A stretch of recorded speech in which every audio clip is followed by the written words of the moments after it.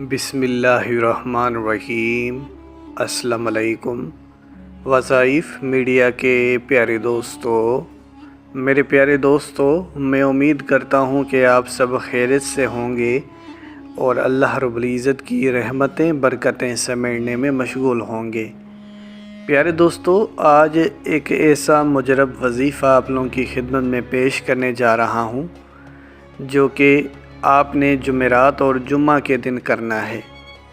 ये वज़ीफ़ा इतनी ज़्यादा बरकत रखता है कि अगर आप में से कोई भी गुर्बत का मारा, जो गुर्बत में ज़िंदगी गुजार रहा है, या एकदम से आपको इमरजेंसी में लाखों रुपयों की ज़रूरत बढ़ गई है, तो उस सूरत में भी ये वज़ीफ़ा किया जा सकता है। यकीनन पैसा हर घर की ज़रूरत है। हर एक शख्स ये चाहता है कि अल्लाह रब्बुल इज़्ज़त उसे हिलाल और बेहिसाब रिज़्क़ से नवाज़े। तो ये वज़ीफ़ा आपके लिए ज़रूर काम करेगा अगर आप इसे हमारे बताए गए तरीके पर अमल करते हैं और हमारे बताए गए तरीके से इस वज़ीफ़े को करते हैं। ये वज़ीफ़ा अल्लाह रब्बुल इज़्ज़त के एक सिफ़ाती नाम अल्लाहु समद का वज़ीफ़ा है।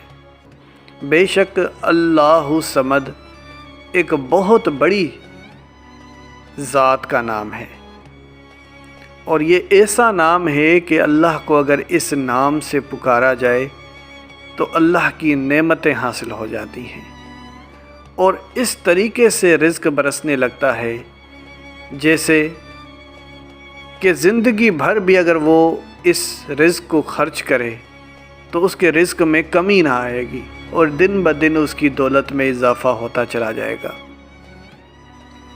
तो मेरे प्यारे दोस्तों, इससे पहले कि हम वीडियो का बाकायदगी से आगाज़ करें और आपको आज के इस वज़ीफ़े की तरफ ले जाएं, आप सब ने मेहमानों से दरख्वास्त है कि जिन्होंने अभी तक हमारे इस चैनल को सब्सक्राइब नहीं किया, वो सबसे पहले हमारे इस चैनल को सब्सक्राइब कर लें और बेल के आइकन को भी दबा दें ताकि आने वाली वीडियोज़ आप तक बआसानी पहुंच सकें।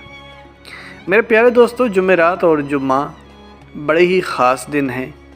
जुम्मा के हवाले से तो एक हदीस भी आती है कि हफ्ते के तमाम दिनों का सरदार जुम्मे का दिन है और जुम्मे के दिन खुसूसन फ़रिश्ते इसी ही काम के लिए लगाए जाते हैं कि अल्लाह के बंदे हुज़ूर नबी करीम सल्लल्लाहु अलैहि वसल्लम तक दुरूद पाक पढ़ें और ये फ़रिश्ते दुरूद पाक को हुज़ूर नबी करीम सल्लल्लाहु अलैहि वसल्लम तक पहुँचाएँ।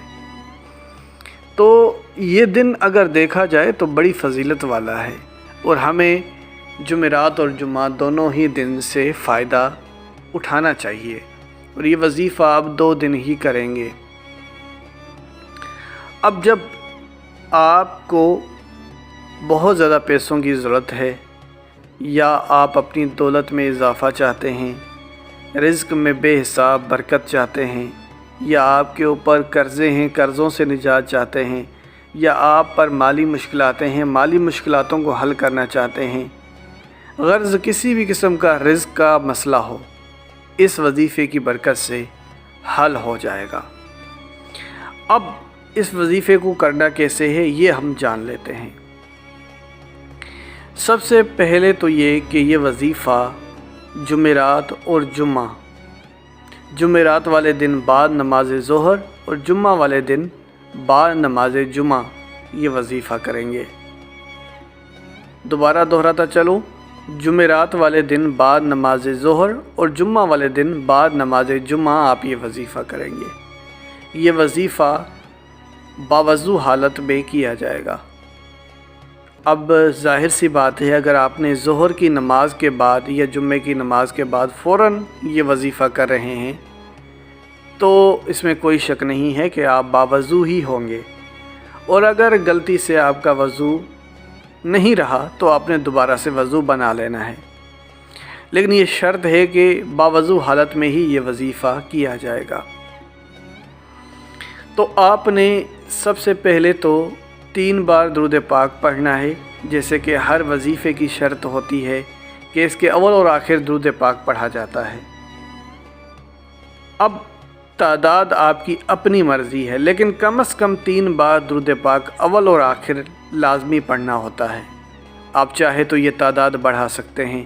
ویسے بھی درود پاک ایک ایسی عبادت ہے، ایک ایسا معجزہ ہے کہ جو بھی اس کو پڑھتا ہے وہ اللہ کی بارگاہ میں لازمی قبول ہوتا ہے۔ دوسری عبادات کے بارے میں تو آپ کو نہیں پتہ کہ وہ اللہ کی بارگاہ میں قبول ہوتے ہیں کہ نہیں، لیکن درود پاک ہر حال میں اللہ کی بارگاہ میں قبول ہوتا ہے۔ تو یہ حدیث کے الفاظ ہیں۔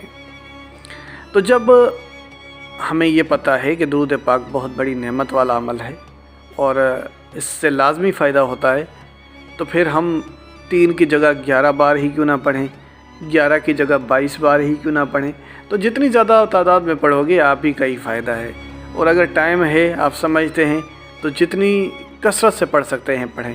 لیکن ایک بات کا آپ نے خیال رکھنا ہے، وہ یہ کہ جتنی تعداد آپ نے وظیفہ کرنے سے پہلے یعنی اول اور آخر پڑھنا ہوتا ہے نا، تو اول میں اگر آپ نے 11 بار پڑھا ہے تو آخر میں بھی آپ نے 11 بار پڑھنا ہوگا، اور اول میں اگر آپ نے 3 بار پڑھا ہے تو آخر میں بھی آپ نے 3 بار پڑھنا ہوگا۔ اس بات کا آپ نے خیال رکھ لینا ہے۔ تو آپ نے 3 بار، 11 بار یا جو بھی آپ کو مناسب لگے آپ نے درود پاک پڑھا۔ پھر آپ نے اللہ صمد اپنی انگلیوں کی پوٹوں پر 25 بار پڑھنا ہے۔ 25 بار آپ نے اللہ صمد اللہ صمد اللہ صمد کا ورد کرنا ہے۔ جب 25 بار کی تعداد پوری ہو جائے تو آخر میں بھی آپ نے درود پاک پڑھنا ہے۔ درود پاک کتنی تعداد میں پڑھیں گے؟ جتنی تعداد میں آپ نے شروع میں پڑھا تھا۔ تو جب وظیفہ کریں گے یعنی یہ اللہ صمد کی تعداد پوری ہوگی 25 بار، تو آخر میں بھی آپ نے اتنی ہی تعداد میں درود پاک پڑھنا ہے۔ تو یہاں تک میں سمجھتا ہوں آپ سب کو سمجھ آ گئی ہوگی کہ یہ وظیفہ کیسے کرنا ہے۔ اب دعا کا بھی طریقہ کار ہوتا ہے، اور ہم بہت سی ویڈیوز میں آپ کو بتا چکے ہیں کہ دعا کا طریقہ کار یہ ہے کہ سب سے پہلے تو اللہ کی تعریف کی جاتی ہے، اللہ کی حمد و ثنا پیش کی جاتی ہے۔ اللہ کی حمد و ثنا، اللہ کی تعریف ہم کیسے کر سکتے ہیں؟ اللہ کے صفاتی ناموں کو پڑھ کر، جیسے یا رحمان ہوں، یا رحیم ہوں، یا حی ہوں، یا قیوم، یہ سب اللہ کی صفت کو بیان کرتے ہیں۔ یا اپنی طرف سے اپنی زبان میں اللہ کی تعریف کریں کہ تو ہمارا خالق ہے، تو ہی مالک ہے، تو ہی رزق دینے والی ذات ہے، تو ہی مدد کرنے والی ذات ہے۔ تو بہرحال اس طرح آپ نے اللہ کی صفت بیان کر کے اس کے بعد دعا کے لیے ہاتھ اٹھانے ہیں، تو انشاءاللہ ہر مراد پوری ہوگی۔ اگر 10 لاکھ کا بھی سوال کرو گے تو وہ بھی مل کر رہیں گے۔ اسی کے ساتھ اجازت چاہوں گا، اپنا بہت سارا خیال رکھیں۔ اللہ حافظ۔